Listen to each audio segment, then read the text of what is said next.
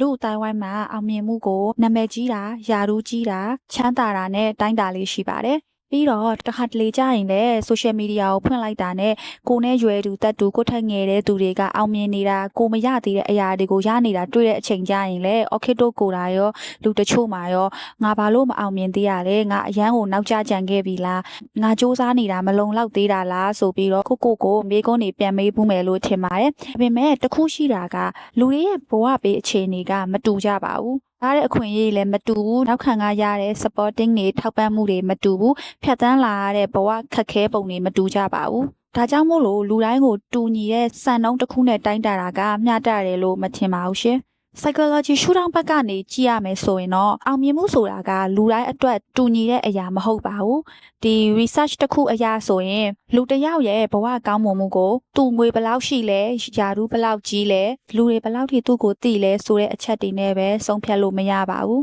ပိုရေးကြီးတာကကိုယ့်ဘဝ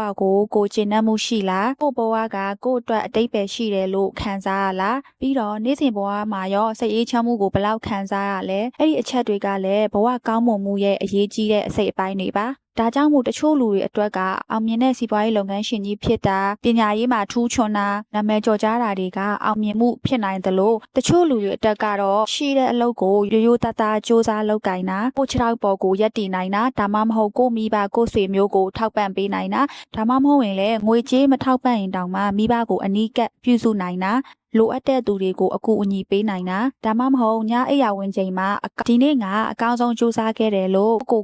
ယုံကြည်မှုအပြည့်နဲ့စိတ်အေးချမ်းစွာပြောနိုင်တာပဲဖြစ်ပါတယ်ဒါကြောင့်မို့လို့တချို့အောင်မြင်မှုတွေကချီးကျူးတယ်မလို့ဘူးလက်ခုပ်တန်လည်းမလို့ပါဘူးကိုဘဝကိုတန်ဖိုးထားတာရိုးရိုးသားသားစူးစမ်းလုပ်ကိုင်တာကိုဘဝကိုစိတ်အေးချမ်းစွာဖြတ်သန်းနိုင်တာဒါမှမဟုတ်ရင်လည်းဘသူ့ကိုမှစိတ်ဒုက္ခမရောက်စေဘဲနဲ့ကိုဘဝလေးကိုတည်ငြိမ်ငြိမ်လေးနေတာကလည်းအောင်မြင်မှုဖြစ်နိုင်ပါတယ်ဒါကြောင့်သူများရဲ့အောင်မြင်မှုနဲ့ကိုယ့်ရဲ့အောင်မြင်မှုကိုနှိုင်းယှဉ်စရာမလိုပါဘူးရှင်လူတစ်ယောက်နဲ့တစ်ယောက်ကအောင်မြင်မှုရဲ့အတိတ်ပဲချင်းကမတူနိုင်ပါဘူးရှင်